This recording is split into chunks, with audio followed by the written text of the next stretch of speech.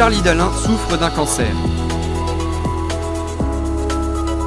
Le skipper massif révèle dans un livre à paraître demain que la maladie lui a été diagnostiquée il y a environ 2 ans. En septembre 2023, en pleine préparation de la Transat Jacques Vabre, il souffre en effet de douleurs au ventre, perd du poids, se sent particulièrement fatigué. Le verdict tombe 1 mois plus tard après quelques examens. Une tumeur de 15 cm est détectée sur son intestin grêle. Pourtant, 1 an plus tard, il est au départ du Vendée Globe. Et il fait mieux que participer à la compétition puisqu'il la remporte, exposant au passage le record de l'épreuve après un mano à mano intense avec Johan Richomme. Pour soigner celui qu'il appelle l'intrus à bord ou le passager clandestin, Charlie Dalin a bénéficié d'un traitement sous forme d'1 comprimé par jour. Mais ce n'est pas sans incidence, car il se révèle plus fatigué que pour ses précédentes épreuves de voile, dormant en moyenne 6h30 par jour, comme il le précise dans une interview à l'équipe parue aujourd'hui. Malgré ce pamplemousse dans le bide, comme il le dit, il franchit donc la ligne d'arrivée le mardi 14 janvier 2025 à 8h24. Mais la suite est difficile. À peine la victoire fêtée, il doit se rendre à l'hôpital pour 3 semaines et presque réapprendre à marcher. Aujourd'hui, il se dit stabilisé mais pas guéri. Il essaie désormais de reprendre des forces, espérant pouvoir participer à des transats en double sur une des prochaines saisons de voile. Mais il devra faire une croix sur une participation à un nouveau Vendée Globe, lui qui espérait en gagner un autre à son arrivée au Sables d'Olonne après son premier succès.